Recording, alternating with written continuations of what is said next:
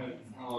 Gavel us in here this evening. It's 6:01. Open up the budget committee meeting hearing for Monday, March 20th, 6:02 p.m. Now, really quickly get to roll call. And so when I read your name, if you can just let us know that you're here. And we'll mark you as present. Dakota Boulette. I'm here. Joshua. I am here. Gary Campbell, I'm here. Tom DeRoberto. Here. Ann Fifield.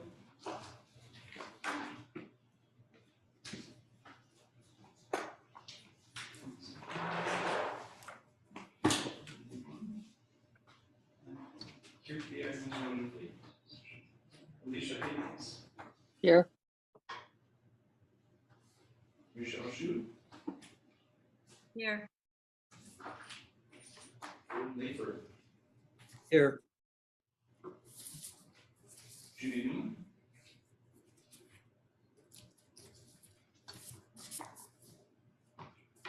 She's here. I see you. She's here. Laurel O'Rourke. I'm here. Laurel. Maya. Here. Eric Richardson. Here. Eric Thesson. I'm here.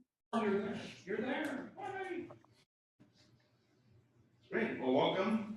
Thanks everybody for being here. It's good for everybody to show up in person, 3D, real life for budget committee. It's been a while. As well as those friends virtually. The first item on the agenda this evening is item for action. That's approval of board meeting minutes from May 16th, 2022, and from our January 30th meeting just a month and a half ago. You've all received those minutes. Would anybody like to propose a motion to approve those minutes? I propose that we have a motion to approve the minutes. Do we have a second? Second. I second. Susan. Tom. Moved by Dakota, second by Tom. Is there any discussion?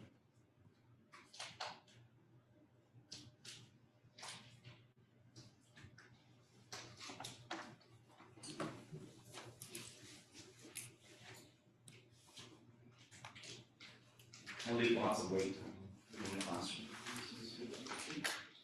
Seeing no discussion, this motion to vote.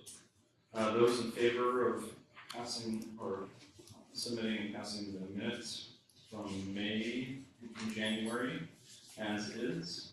Those in favor, say aye and raise your hand. Aye. Aye. Opposed, please raise your hand and verbally say aye.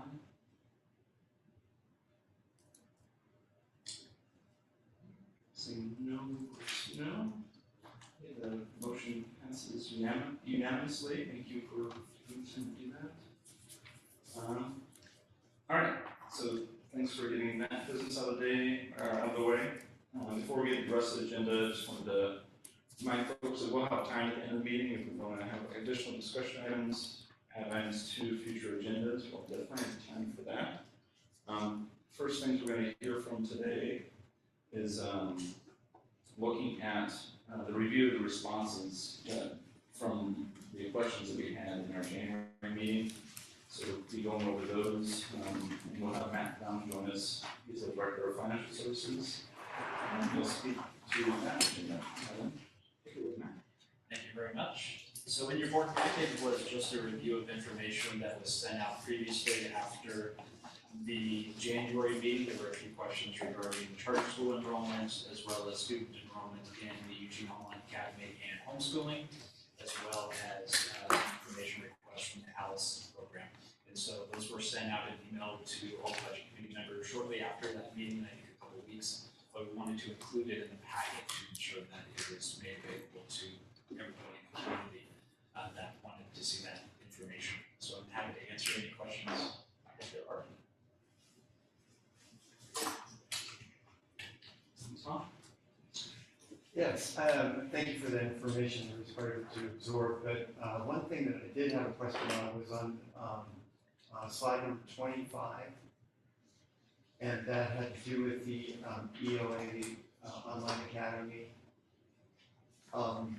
And I guess the context is what I was wondering about, because I know that the Online Academy, the numbers can fluctuate probably more quickly, you know, through the school year, through a school month sometimes.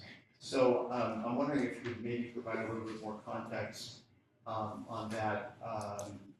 And I'm just, when I looked at it and I looked at all the data from the other slides, you know, it stood out because of enrollment decreases, but if you could talk a little bit more about that.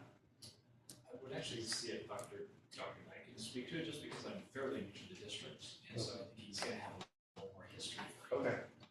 That'd be What great. would you be interested more specifically in hearing about? Well, the data, the points where you take data, which I think was October to October, 22 to 23, it's well, actually we can take 21 to 22, 950 to 256, but I'm wondering if there are months, you know, at which was there a point during that school year where there was a real dip, or does it, you know, go back up as well? That's what, and I know the pandemic obviously has a hand in this, and it trickled forward, but I'm wondering if you noticed anything there, because this stands out as, if you know, you see the percentage there, it's a little alarming, but EOA is not the same thing as, obviously as a brick and mortar school. And I'm just wondering if there are times during the school year with EOA that's taking a precipitous dip, or is it gradual? I'm just wondering about that. It would be impossible for us to talk about what we know, trends that are established in a 3 to 5 year timeline, because we haven't had the benefit of that much time without significant interruptions or disruptions like COVID. So it was a relatively small program that spiked in size when we moved to comprehensive distance learning, remained the same during the 2021 school year, and then dropped, as you can see, pretty precipitously for this year. We don't yet know what enrollment will be this next year. It's a function of school choice, and there are a fairly significant percentage of families who decide that that's what they want to do as we get closer to the start of the school year. I don't want to say that enrollment in EOA has the same types of patterns as we do in brick and mortar schools, but they're similar, and that we see a higher number of students initially with a little bit of a drop. We generally see, at least for secondary, increases at the beginning of the term, and we'll see some increases probably this spring as students are determining that they would prefer to attempt credit recovery through EOA at a potentially faster pace. We really don't know, because we haven't had enough, I say normal with air quote years with EOA as an actual program, not just a credit recovery program. We'll know more at the end of this year. All right, no, I understand that. The other thing that I was wondering about EOA was the percentage of 504s and kids who have IEPs there, and how that might compare to the other brick and mortar schools too. I'm just curious about that. It's a different type of school, and it's very important to a lot of families. So anyway, that was just a question I had. I don't have that data off the tip of my tongue, but we can get something back. That'd be great. Thank you. Any other questions for Matt about the slide deck that we provided in the next question?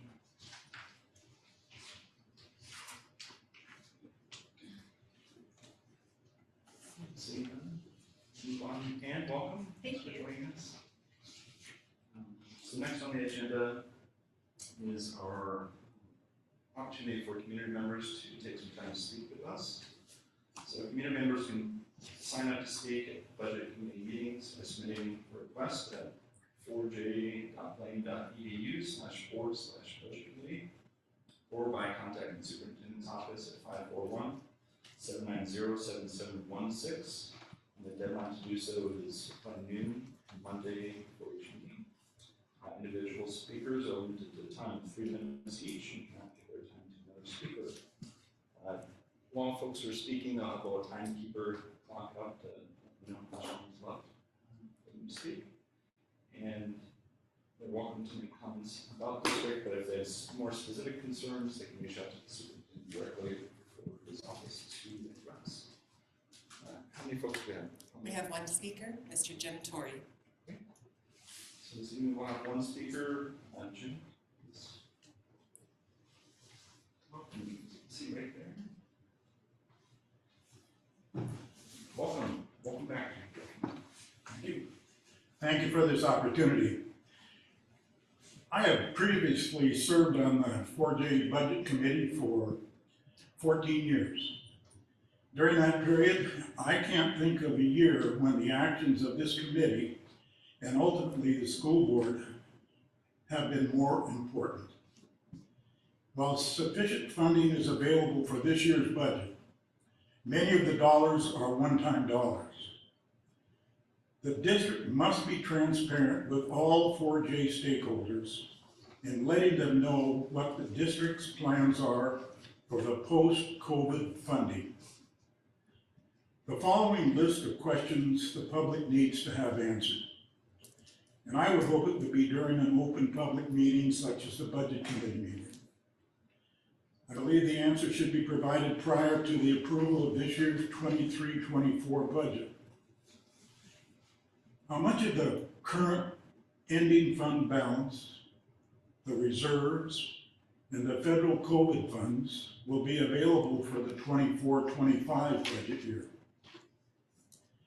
If staffing cuts are required to balance the 24-25 budget, what steps will be taken to ensure that the cuts will limit negative impact on student outcomes?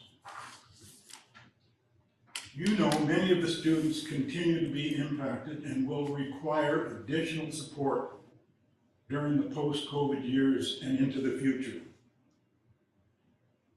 Students with intellectual and physical disabilities continue to be a major concern. So, additional issues that may not necessarily feel like it came from the first group of comments I made are still important to the community. When will the next local option levy, which currently generates roughly $22 million per year, be placed before the voters for renewal? How many dollars remain unspent from the current 2018 bond measure? What plans exist for any new projects using the unspent 2018 bond dollars? When would the district expect to bring the next bond measure before the voters? Has the district identified projects for a future bond measure? What were the results of the community comments regarding the future use of the current North Eugene High School building? Remember, you can do anything you want. You just can't do everything you want. Finally, it is my hope, and I hope it's your hope, the student should always be your first priority. Thank you for listening to me, and thank you for your service. Thank you.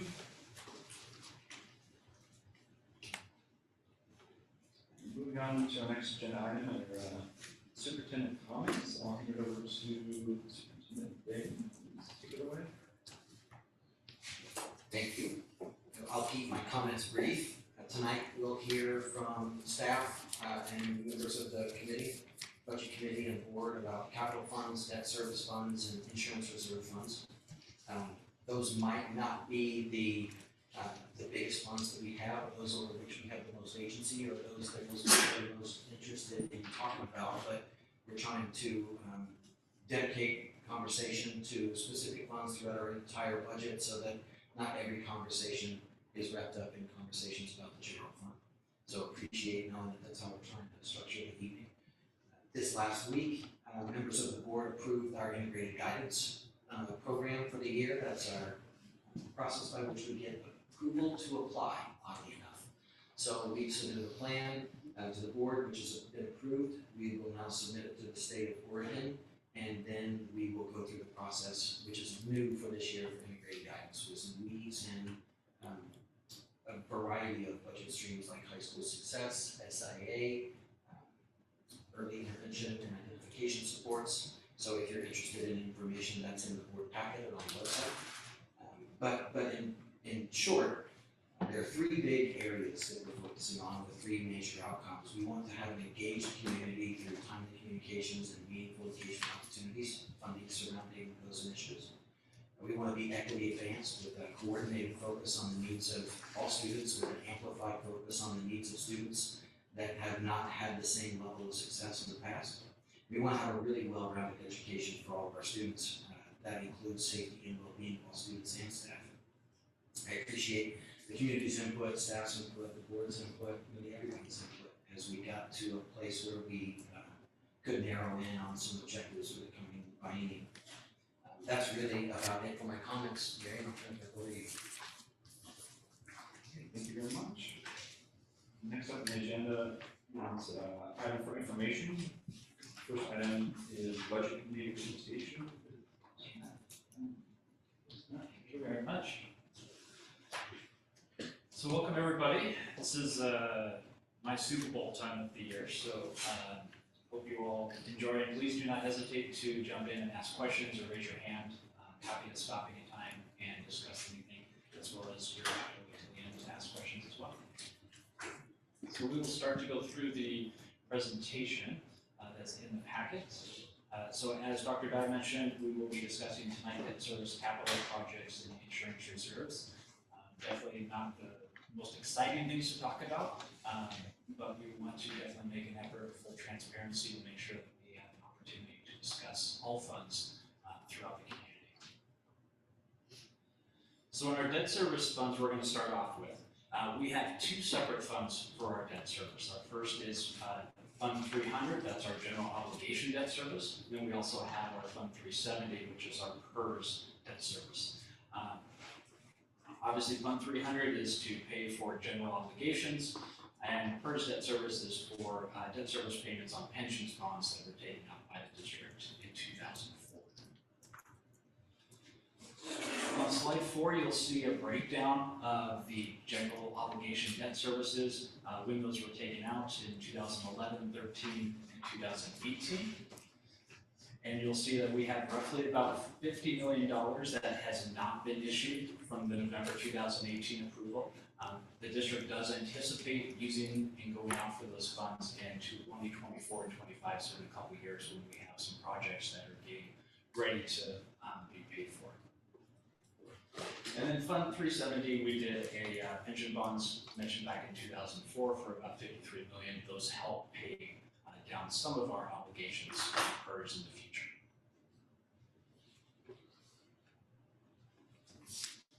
So on slide 5, we've got the appropriations that are proposed by staff for the funds 300 and 370. They're pretty easy in black and white. Money comes in and then we pay the debt service. So it's not too exciting, but I'm happy to answer any questions on debt service funds.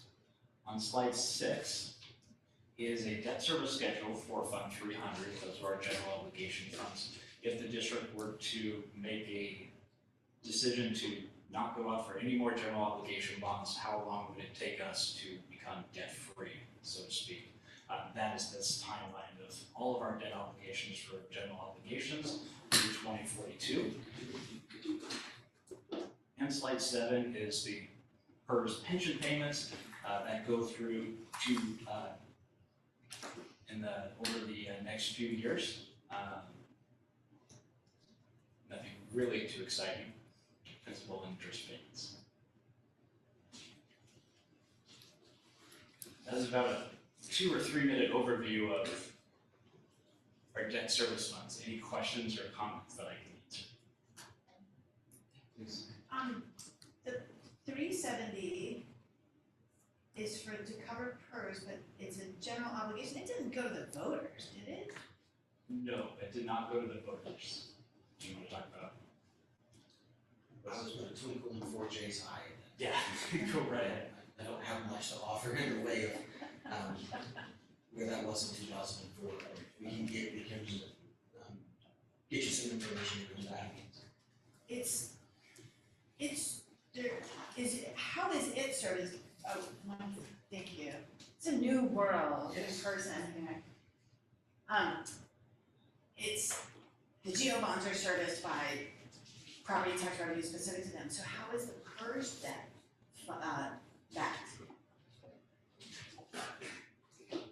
I can speak to that. So the PERS pension bond was a bond taken out to reduce our unallocated unfunded liability that was with PERS at the time. And it actually reduced the amount of obligation that we had to PERS at that time, which reduced the overall PERS percentage that we have to charge through payroll. And then there is an additional charge to cover that is less than the amount that we save that is also charged through payroll. So it all still flows through payroll. It's reduced by about 3% what our PERS liability amount. Would you mind just introducing yourself for the listeners and people that can see? So hi, I'm Bob Blake. I am the Associate Director of Financial Services. Been with the district about 7 years, so this is my 7th go around with the budget. Great, thank you. Appreciate it. George, or sorry, George. Gordon. Gordon, go ahead, please. Thanks. I just want to make sure I understand. And Fund 300. So I see the 49.3 million yet to be remaining to be issued, and then that we have budgeted about 40 million both for FY 23 and FY 24. So does that mean that 40 million is, leaving aside the 49.3 that's not yet issued, is 40 million what is left of the bonds that have been issued out of the 2011, 2013, and 2018 bonds, more or less? Yeah, more or less, that's correct. Thanks.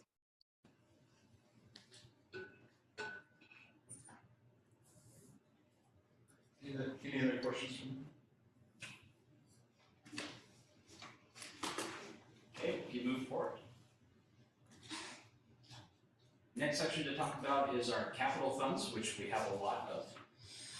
So I broke them down into 4 categories that are shown on slide 9. So we have Fund 400, that is our facilities department, and that mainly takes care of non-bond related maintenance, and it does hold some of our staffing for maintenance. We have funds 410, 20, 60, 61, 62, 63, 64, 65, and 66. Those are all of our actual improvements funds that we use in spending our money on capital projects.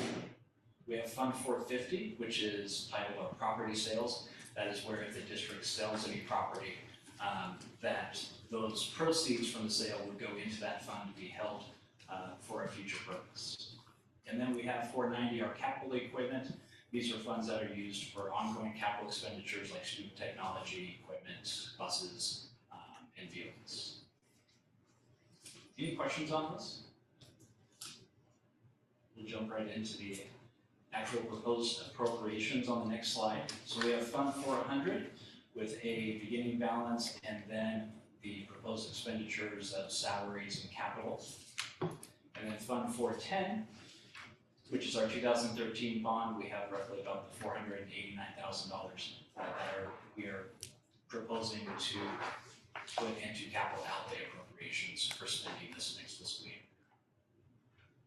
And I wrote down a few notes on the bottom of the slide if you're looking at them or see them on the screen now that they're being shared.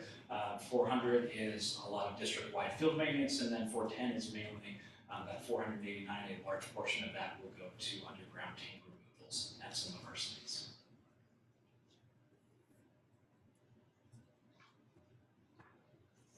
Moving on to the next slide, Fund 420. So that is our 2011 bond. You can see that there's no appropriations. We are anticipating to spend all of those funds down by the end of this fiscal year. So we do not expect to have a rollover balance into the next fiscal year. Thus, we don't appropriate any funds for that. Fund 450 in our property sales. So those are funds that are held for the school district when a property is sold. We're appropriating a little over $1 million in the purchase services and then $4.3 million in capital outlay. There are no specific ideas in mind for this money, but it is appropriated so that it is available to use if the school board and superintendent have to discuss or something becomes available in the next year that they wish to purchase. Any questions on 420 or 450?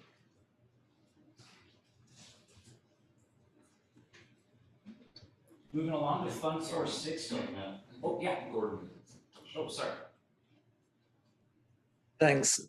And we could save this question to the end if that makes more sense. But we've talked at different times about trying to come up with additional money for the Kelly and YG building that beyond what was initially budgeted in the bond. So maybe I heard you wrong saying there's a couple of $1 million here that we don't have a specific purpose for. Does that mean we could think of these funds as potentially available for that, or would that be stupid because really there's a long line of things that are important to do with this money? I know that, unless Dr. Beck wants to jump in. Go ahead. These funds are appropriated in general use right now. There are no specific projects associated with these dollars. So if the school board decided to use those dollars toward Kelly YG, they could at their wish. We had taken into account the use of some of these funds to get to the total that we have, so this wouldn't represent a possible increase over what's already been regulated. Thank you,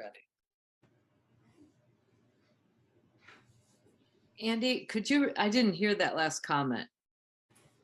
Yeah, we had taken into account some of these funds in coming up with the total that we proposed to the board would be available for Kelly YG construction, so this wouldn't represent a net increase over the recommendation that we had given in prior conversations with the board.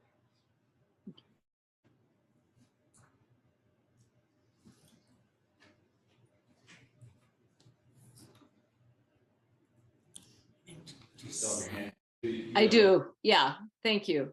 So in looking at the Fund 450, where there's $4,170,000 some dollars available that we don't have anything planned for, is that right? That's correct. And then if we look then at fiscal year 24, would that only be there if we don't spend that in 23, or is there really more money than next year as well? Correct. So this fiscal year, you can see in the beginning balance of the 5.3 million that's at the top of the 24 proposed. That is what we are expecting to roll over from this current fiscal year. Okay.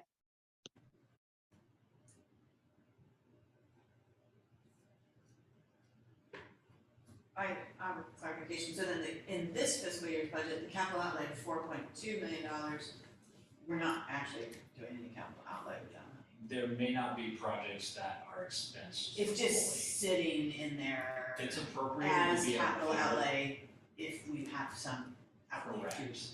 So in Oregon budget law, if it's not appropriated, it goes into unappropriated. Budget law requires that if something is sitting in unappropriated, that unless you have a declaration of emergency, you cannot use those funds.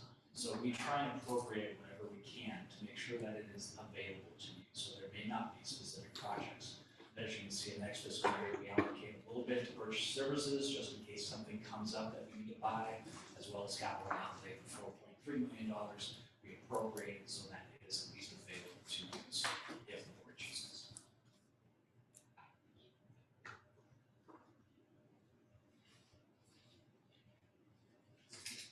Moving on to Fund 460, 2018 bond projects, you can see beginning balance of about $105 million and an appropriation of the full amount between capital outlay and salaries. So that is going towards the ongoing North Eugene High School construction, some additional camera equipment and bus purchases, just as a few kind of big ticket items for that fund this next fiscal year. In Fund 461, the program moves, those are appropriated just in case that we need to move a program or school sooner than anticipated. So we use those funds to move programs around as we start building new schools and classrooms, new buildings, those kind of things.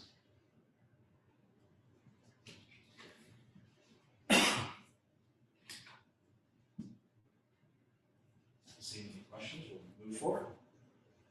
Fund 462 is the 2018 bond for facility upgrades that is mainly going to roof projects throughout a number of sites at the district. And then we have our Fund 463, which is dedicated to safety, and those will be spent on building and safety and security improvements throughout the district.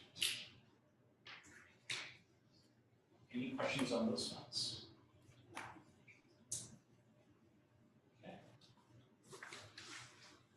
Fund 464, again, 2018 bond. Those are specifically funds that are going towards equitable access at Churchill High School and then CTE upgrades at Sheldon High School in this next fiscal year. Fund 465, another portion of the 2018 bond, those are appropriated for ongoing curriculum updates. Mike. I think my question might be for Superintendent that, but have at it also. Can you just give a brief explanation of what is meant by equitable access? It feels very broad. Sure, there are a variety of projects where, excuse me, for example, there may not be CTE, appropriate CTE teaching space at a particular school that needs to be upgraded so students have access to it. An environment that mimics what you would see in the workplace. Also, some of the Title IX work that was approved in the bond would be considered to be part of this fund.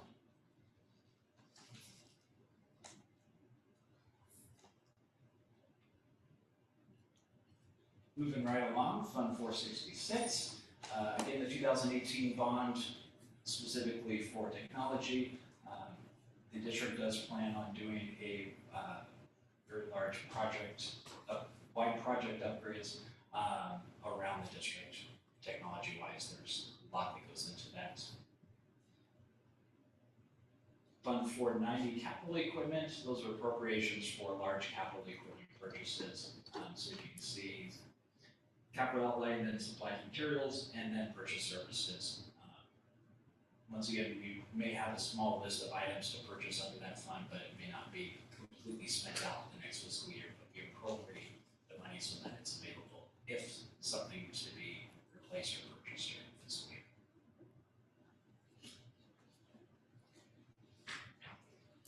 Got a few questions here, Michelle. Go ahead, Michelle.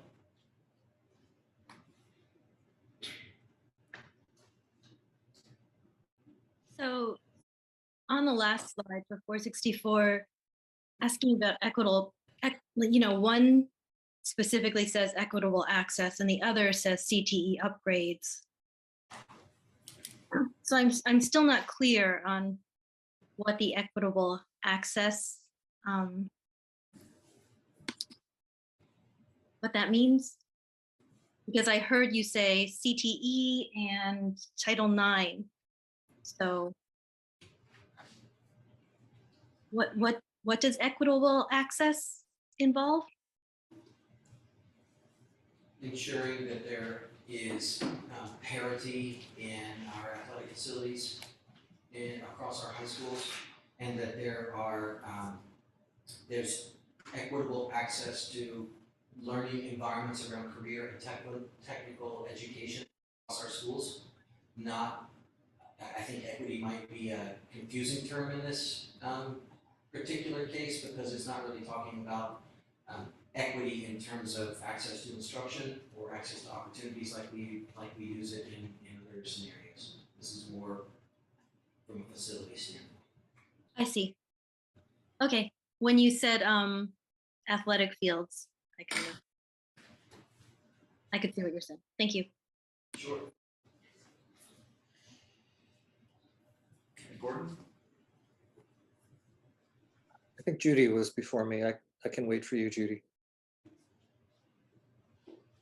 I just didn't lower my hand, so thanks. I don't have a question. Okay. My question, I think, is maybe for our next meeting, which is there's a number of categories where there's a number there that looks like it might be what was described earlier, which is it's kind of a placeholder that allows us to spend the money, but we don't have a specific project, or maybe part of it is that we don't have a specific project that we know it's going to be spent on. And it would be really helpful to get that designation, so we know, like for instance here, of the total expenditures in 490 carries over from 14.5 million in the 23 budget to 14.9 million. I'm guessing that a lot of that is money that we're actually assuming is not going to be spent in the current fiscal year and will be rolled over to next year. So it would, just in trying to think, I mean, for me, in trying to think where is their money and where might we move it, it would be really helpful to know which of these numbers is allocated, but we don't have a specific project for, and where we do have specific projects, what are they? So that's obviously not something that anybody can run through right now, but maybe for our next meeting, if we could get that list, that'd be very helpful. Thanks.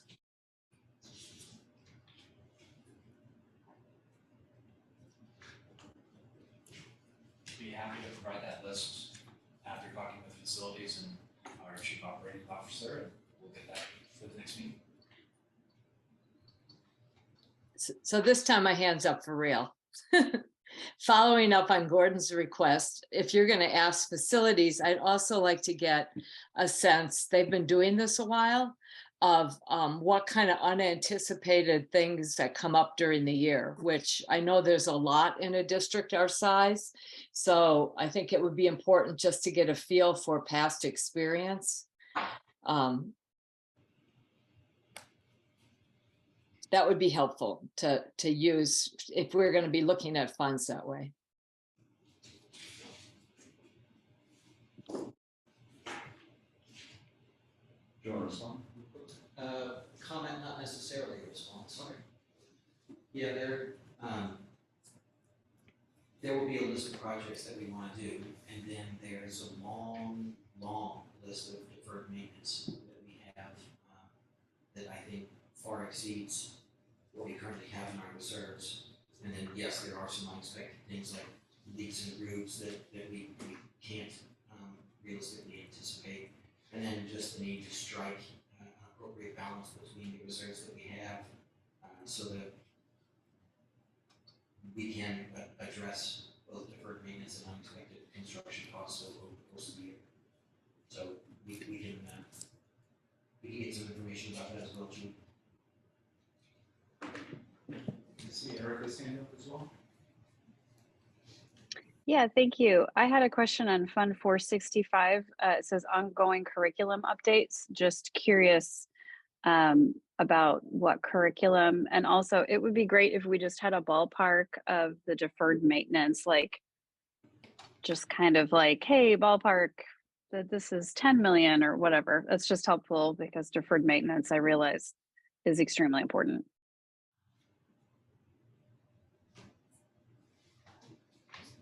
The first part of your question, making sure I understand in what areas are we currently adopting?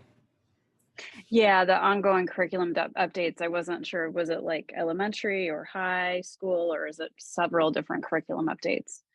Several different curriculum updates, K through 12. Science being one example, math, just finishing up with the initial phase of English language arts, continuing for the next several years of adopting scope and sequence and instructional materials for social studies. That's where we see some some particular challenges, because when we made our estimations in 2018 about the bond, it was a different world. And we've seen 36.5% cost escalations since then. So we are going to have to be incredibly creative to adopt the curriculum that we set out to adopt, because of just frankly inflation over the course of the last 3 years has made what we need to purchase far exceed the money that we have available in the bond.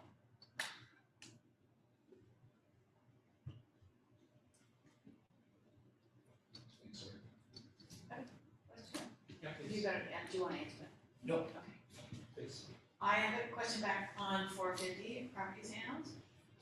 All of these tables are very helpful and detailed, I appreciate that. I don't understand why the FY '23 budget, the total expenditures, the numbers don't they add up to more than 5.5 million? There's a couple really big line items in there. Might be a typo. It's not that I'm missing, like, I'm not missing some key thing, but there's a special way you treat materials.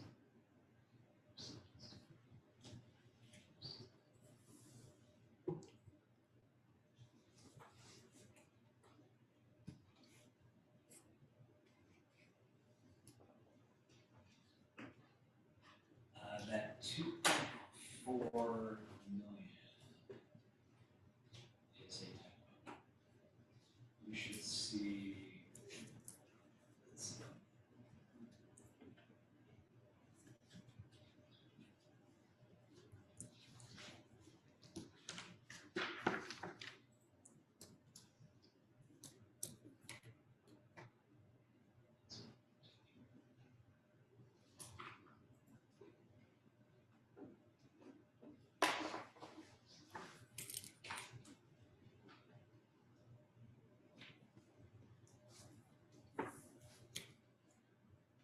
The 2.4 million should be 200,000 and not 2.4 million. It's probably the best place to have it, I thought. It's very intriguing. I apologize. These are hand keyed because our spreadsheets are about 900 rows and 17 columns. So I hand keyed everything in, and I apologize for that. That's good, no, it makes sure I'm like reading the tables the right way, so thank you. You can be sure I'm going to quadruple check next time. Thank you for finding that. Sure. Were there any other questions on capital funds?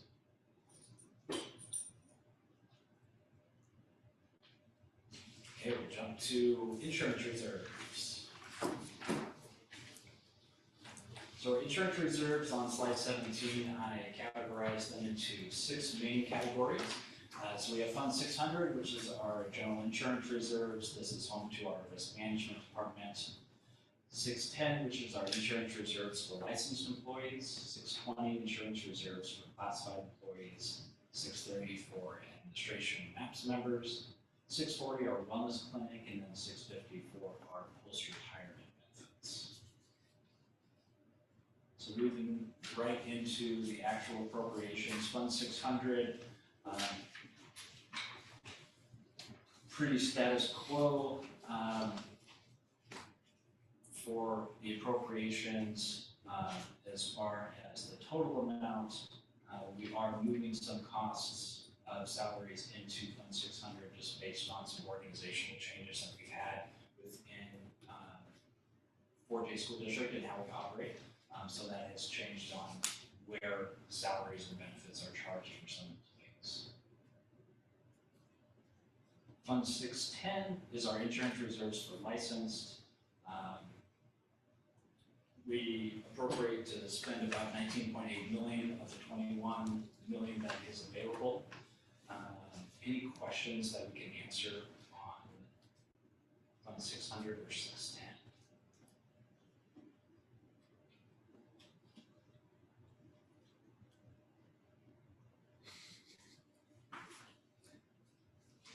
See, we have it on the screen. If anybody has a question, I'm happy to wait. I just wanted to ask Matt if he wouldn't mind to talk a bit about our practice of transfer.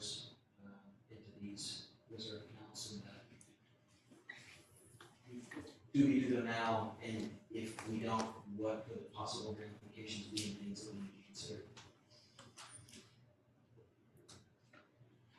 There's a few different areas we can talk about as far as topics. First part on the transfers is most of these reserves help buy down the rates that our employees pay for health insurance. So if transfers are not made or made in either way, that can drastically affect how much employees for each classification or each union group pay monthly for insurance.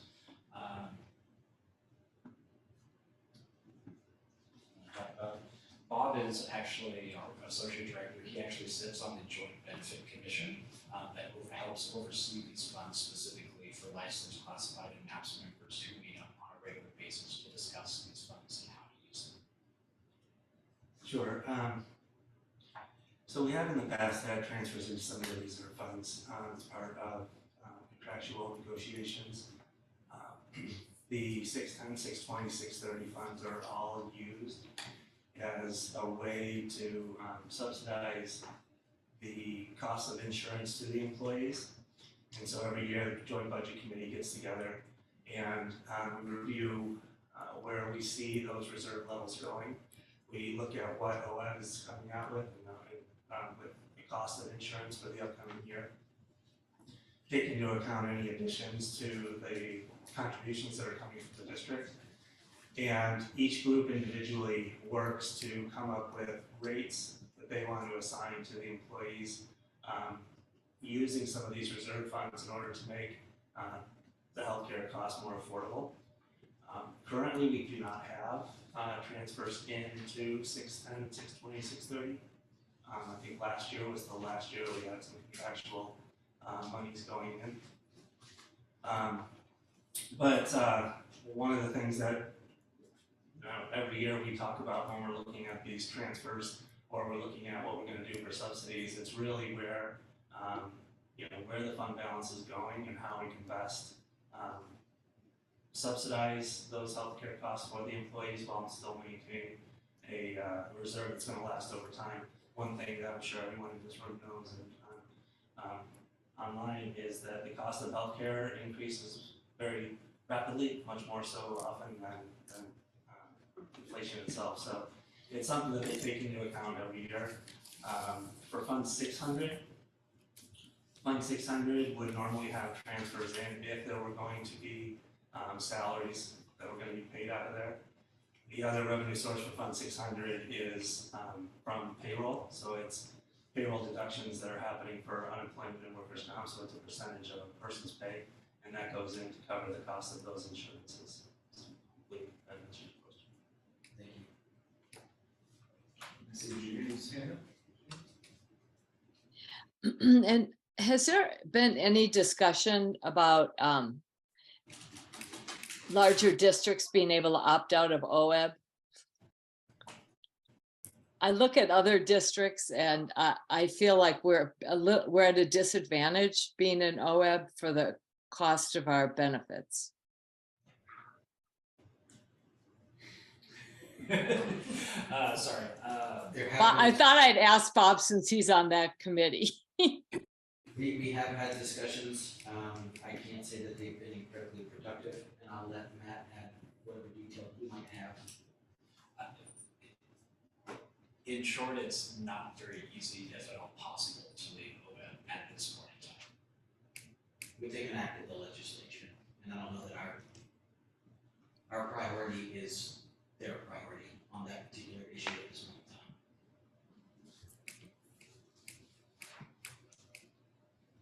Your sentiments, Judy, are heard and appreciated.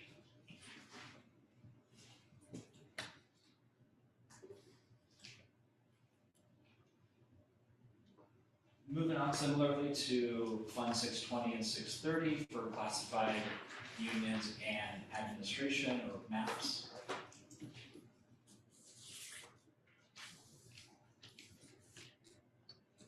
No big changes as far as difference of appropriations. Fund 640 on the next slide is our wellness clinic. The salaries and associated costs there are fairly small. It's because we only pay in those line items for maintenance and facilities to come in and do custodian works at that facility. The purchase services is where we pay the contract Cascades to actually operate the wells. Any questions on that fund specifically for the wellness clinic? And then our Fund 650 post-employment benefits, those are obviously for employment benefits for contract obligations or agreements that have been made to employees that have retired.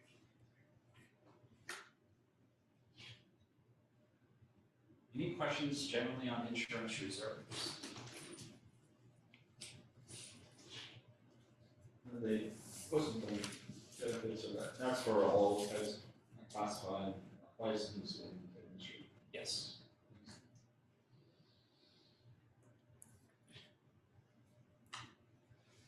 Yeah, please.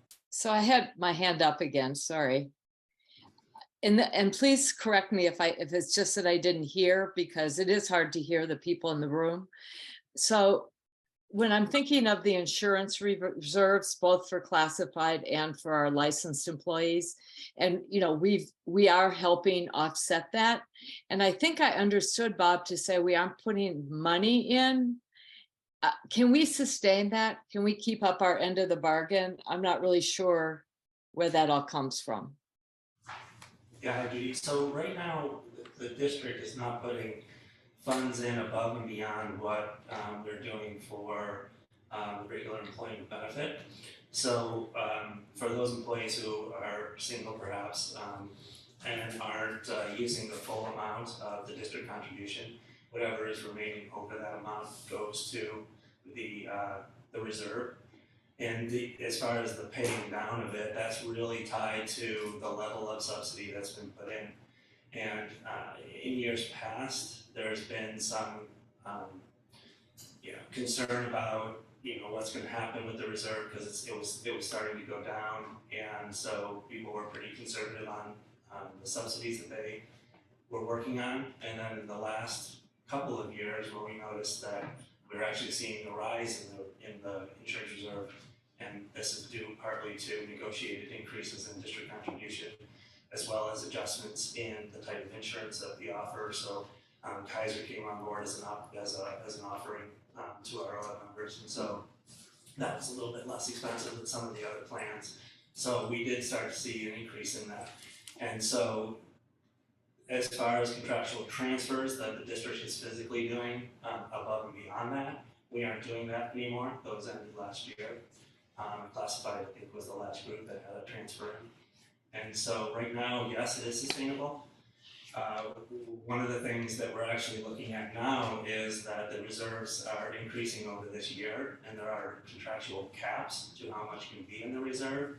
And if one of the funds reaches that cap, then no additional funds would go into the reserve. That money would basically go back to our general fund. So it's something that the Joint Benefits Committee follows very closely, and it's probably the most important task that they take on every year, is trying to figure out how to best use those reserves to help the employees in the best way possible. That is also sustainable.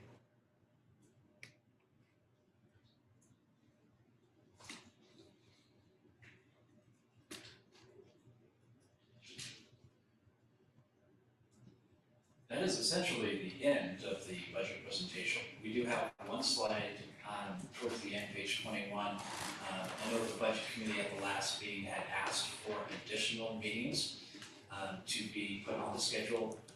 I have tentatively placed some dates here on the screen to add a couple meetings if needed. Strategically, they are placed near the end after what would be the discussion of general fund expenses, assuming that that discussion goes long or needs to be rolled over into a future meeting. So our next budget meeting as scheduled right now would be on April 17th. We would be going over special revenue funds and general fund revenue. And then on the main meeting, going through general fund expenditures, potentially approving the budget unless it's carried over into one of the future meetings that I at least placed here on the 22nd or 29th if needed. And then scheduled for June 7th would be the school board actual adoption of the budget once it's approved by the budget committee.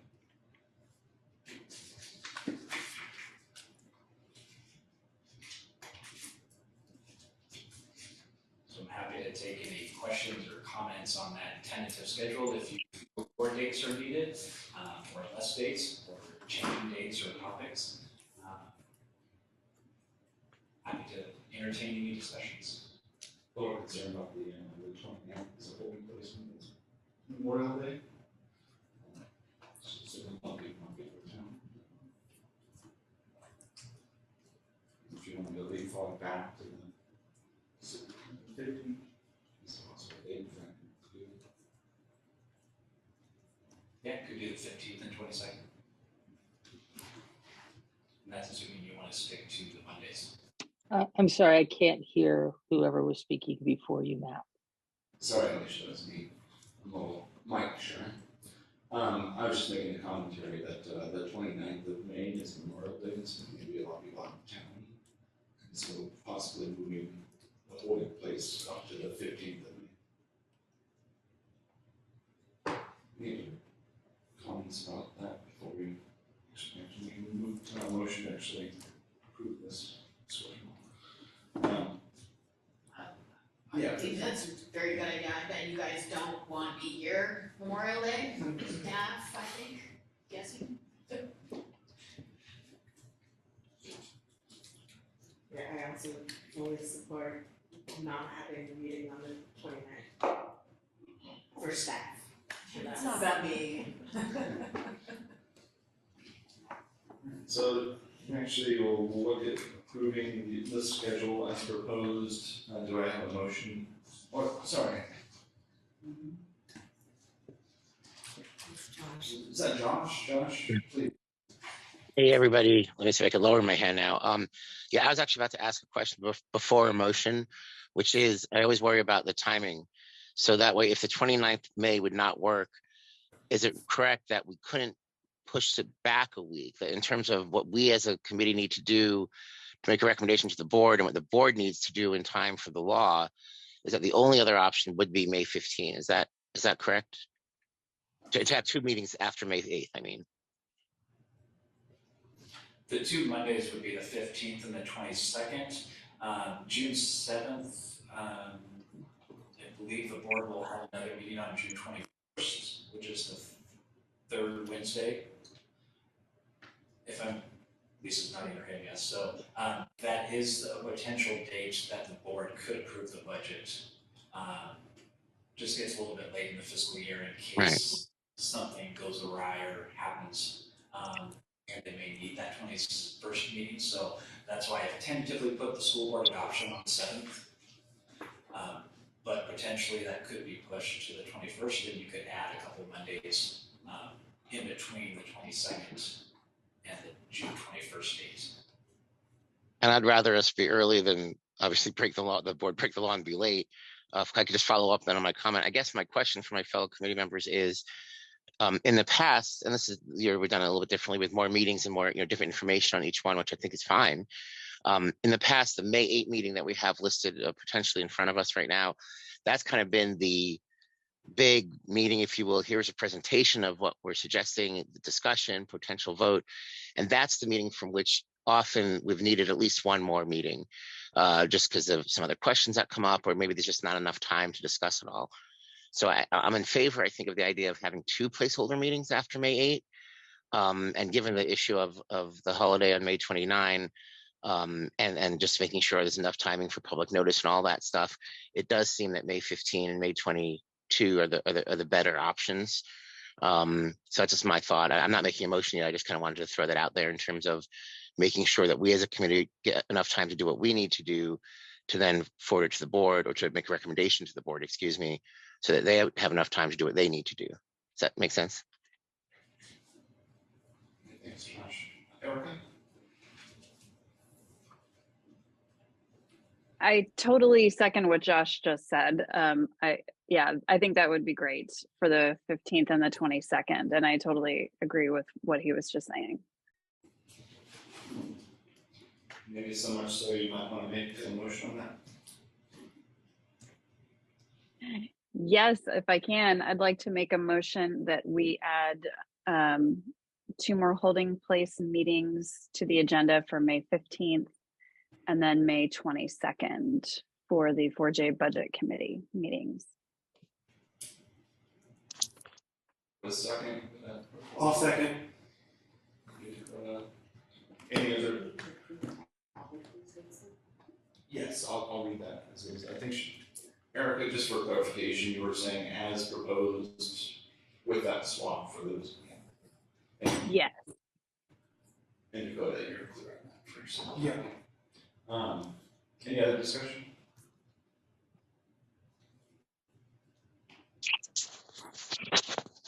A vote, all those in favor of the amended budget committee calendar with the meetings on March 20th, which is today, April 17th, May 8th, May 15th as a holding place if needed, May 22nd as a holding place if needed, and then June 7th is the final one on the schedule. With that as a proposal, can I see everybody's hands and hear you say aye to approve? Aye. Aye.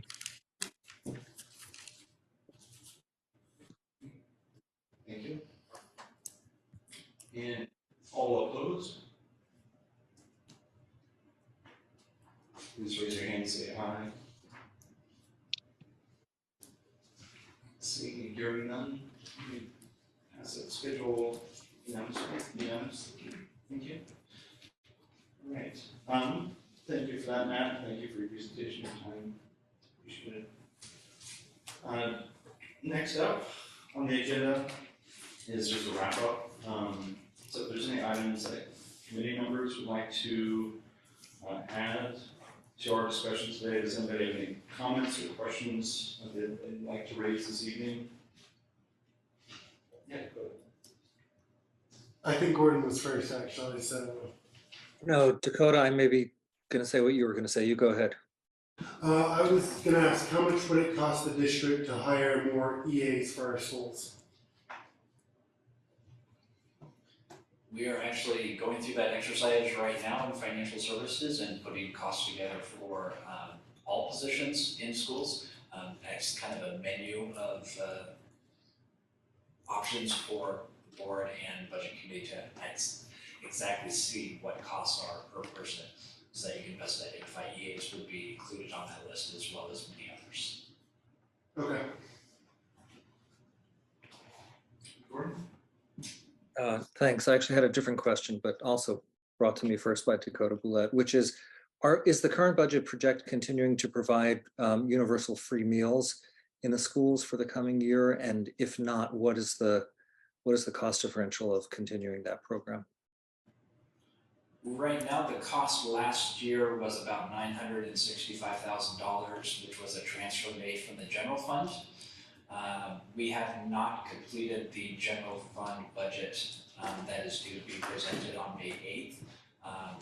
So I have not had discussions with Dr. Dye to get his direction on what that may be, to include that transfer or not. Okay, so you'll be able to include, whenever that next meeting is, you'll be able to update us on that Absolutely. on the 8th or something. Thank you. Let's see, Erica and then Alicia. Erica? Speaking of free meals, so that's something that's very important to me. But one of the things, if it becomes a contentious subject, or maybe just a thought in the future, is there a way to give us some sort of a cost analysis of doing both breakfast and lunch, or just doing lunches? I would just love to see how the numbers, it might not be that it's a huge savings to just do lunch and not breakfast and lunch, but because I know I'd like to be able to provide both, but I'm also realistic about we can do things, we can't do all the things, but I really want lunch to be one of the things, so. I can definitely work with our nutritional services director and their department to get those costs and provide that for Dr. Dye to help present before the May meeting get that information to you, as well as provide that to the budget committee. Alicia?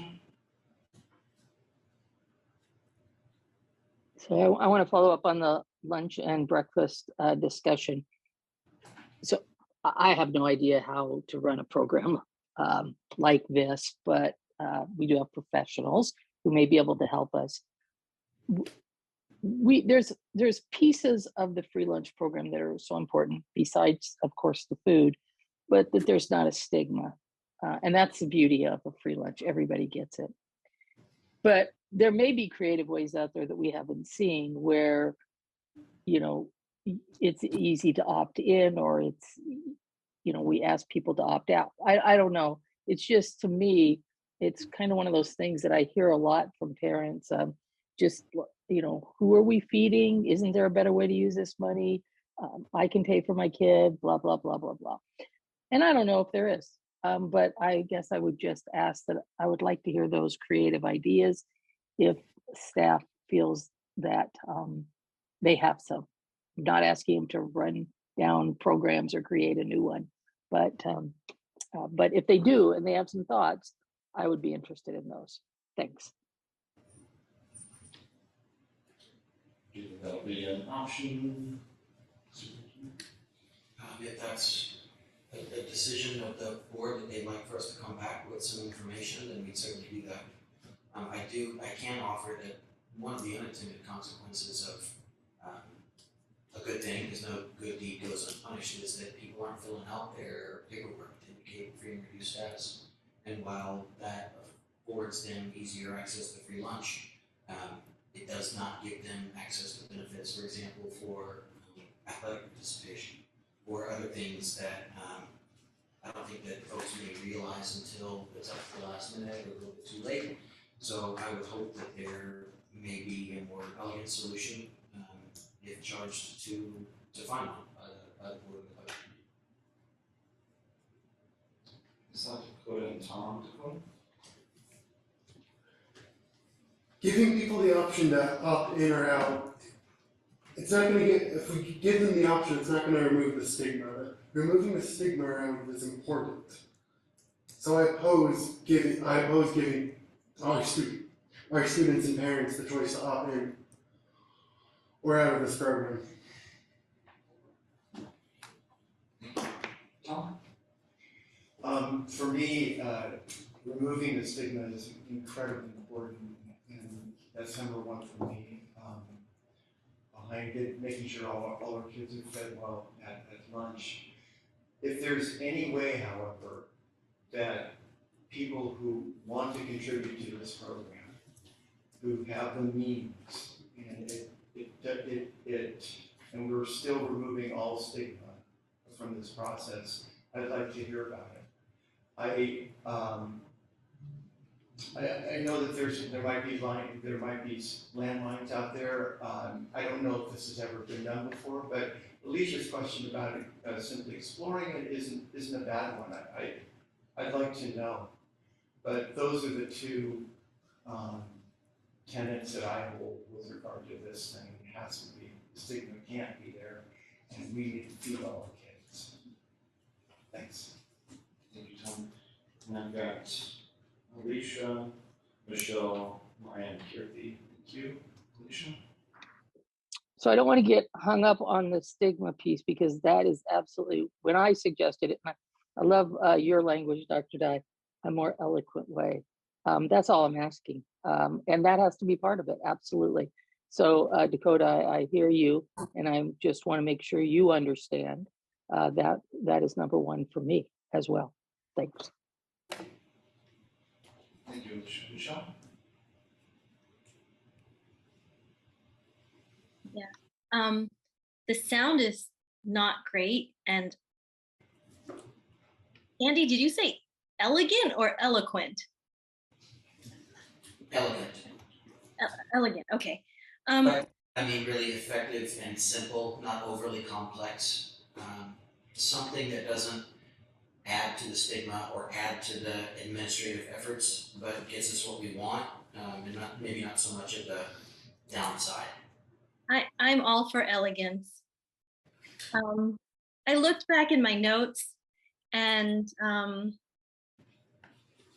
in one of our meetings last year, the director of nutrition services came and said that breakfast and lunch would be covered by 4J. And then they added that there are families that donate to nutrition if they have the capacity to do so. And if there were some way to pool those funds for other uses, to anonymously assist in supporting students who don't have access to other programs and services.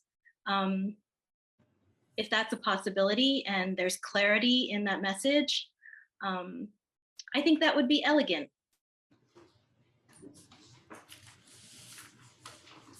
Thank you, Michelle. Maya and Kirti. Yeah, I, excuse me, like Dakota, I would not be in favor of any alternative that includes an opt-in or opt-out alternative. I don't need to explain why, because Dakota did a perfect job doing so. I do also want to recognize I've been a 4J parent for almost 20 years, and I think since the very first day I enrolled my kid in kindergarten, the conversation around those free and reduced lunch forms needing to be filled out has been ongoing the entire time. So I want to recognize that that's probably been exacerbated. I do believe that that's the case.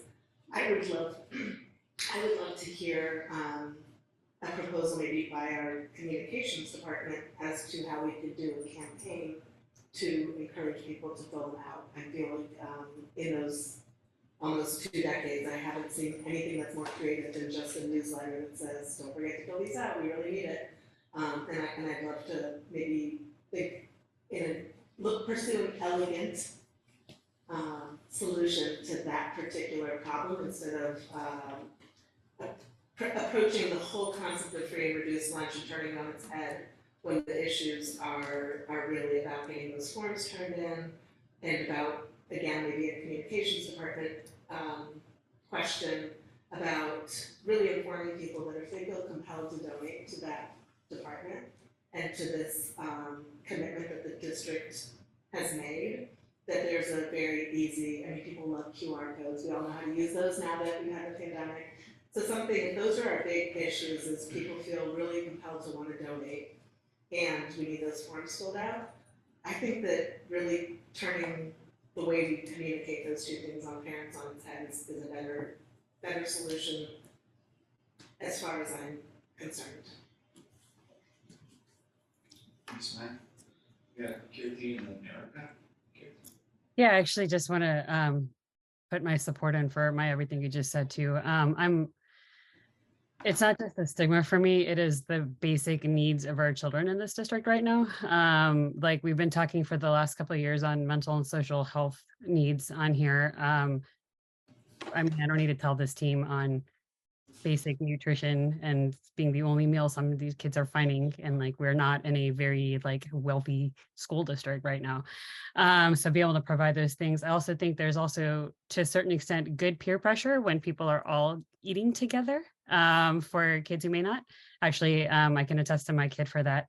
I do like the idea. I don't know if I was going to ask on, I know we've been getting fundraisers all the time just from schools requiring donations just to be able to function. So what kinds of mechanisms we actually have in the district for, like Maya said and Michelle said earlier, which is to like contribute, whether it's through a nutrition fund or for athletics or for other things on there. Is that only through foundations? Like what are those options? And going back to what Erica said earlier, I'm not so much looking at alternatives to feeding our children, but if there's something like maybe it's a morning snack and not a full breakfast. I don't know, but I think those options should be available, but not at the risk of not providing the lunches and meals to our kids. So that's where I stand. Thank you, Kirti. Erica? I had 2 questions. One of them is with the free and reduced lunches form, how many languages are those translated into? Is it just English and Spanish? Because I mean, I know we do have kids from that speak other, the other languages are spoken in the home. So I was just curious about if those are translated into anything other than English and Spanish. The other thing, which I realize we can't do this year, but just something to think about is there a way to use our, I don't know, heavy volunteer pool? Maybe it's not as heavy as it used to be, but to looking at things like food rescue, like if grocery stores have food that's, still good, but it's past their sell date, ability to rescue those foods, to have them as grab and go things at schools, like either at the beginning of the day or at the end of the day as kids are going home. Just alternative things to think about in the future so that we can continue. I mean, that's something that both helps environmental stuff bring as a community together, but also could help continue doing what we can to leverage local resources to feed these kids.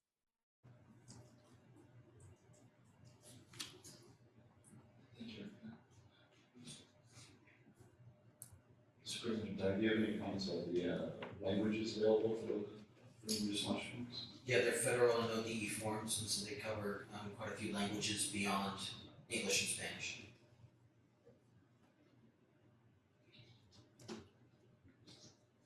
Yes, ma'am. I just Googled out of curiosity, being someone who grew up in a house, but English wasn't my first language, and there's almost 50 different languages offered through USDA. Jyoti?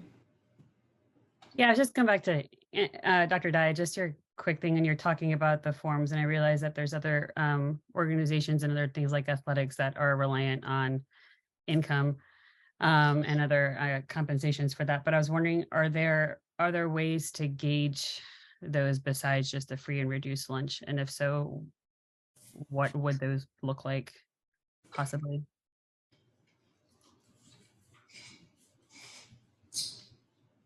I think the question is, are there ways to determine the degree to which this athletic application fee might be a financial hardship? It becomes really difficult because some students won't even show up to the first practice if they begin to get somebody's going to ask them, can you afford to play? Some staff, some coaches don't want to ask that question. Kind of sets up an odd tone. So at this point in time, that has been honestly the primary mechanism for determining a reduced or waived fee for things like ASP cards or athletic participation. We waived the fee completely, and I don't remember the year. I believe it was, I'm looking over at staff, it was 2021, I believe, where we had truncated seasons and everything was not as it was. And we haven't invested a great deal of time to come up with a system other than the free reduced form in order to trigger those reductions or waivers. I think getting to the point of getting that highlighting system to address all the needs that we have for the district persons. Judy and Maya? Yeah, I agree with the moving in the direction of non-stigmatizing for all our meals. I think that's great. And I think it would be good to come up with a way to maybe have a place on our website or somewhere where families could go to know where areas of need are to donate. And, we've identified 2 tonight, but I'm sure there's others. But the thing I would also like to add to the conversation is maybe partnering with an organization like EEF or another organizations that might want to help offset some of the costs if we find that they're too burdensome. So it's something to possibly explore. And it seems like I also recall, did our school-based health centers do athletic checkups that were required one year? That kids could just come into school and have them done? Yeah, the required physical. And maybe there could be a way to have that for free as a non-stigmatizing easy access for kids.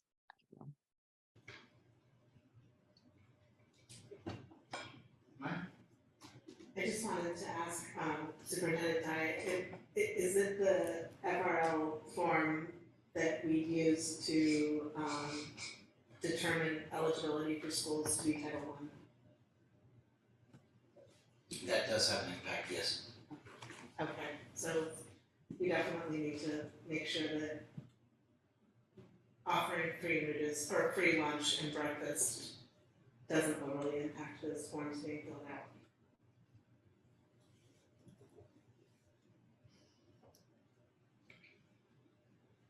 Thank you for the discussion. It definitely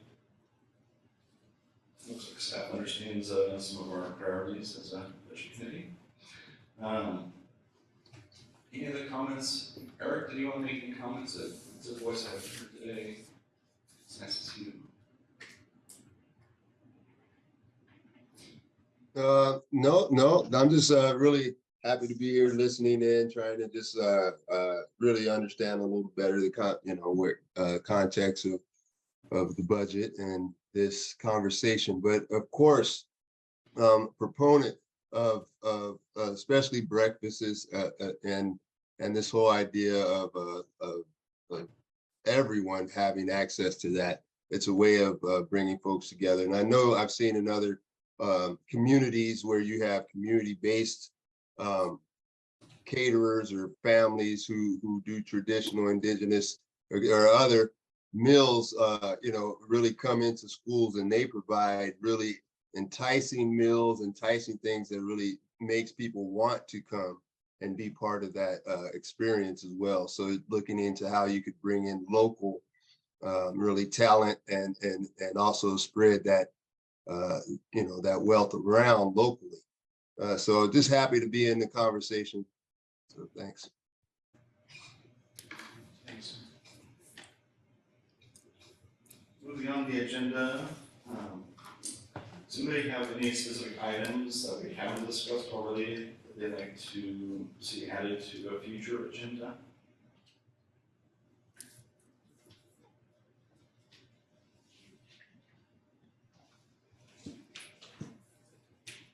Seeing none, but I noted the one thing that we'd like to hear back from staff is from the sort of a list of projects, more specific, the funding codes. If we can do those before the next meeting, talk during the next meeting, would be great. Thank you all for being here this evening. Really appreciate your time and attention. Thank you for allowing me to stumble through my words this evening. Mindful. I appreciate all of you and staff for your time as well. We'll adjourn the meeting at 7:24 p.m. I'll hit the hand.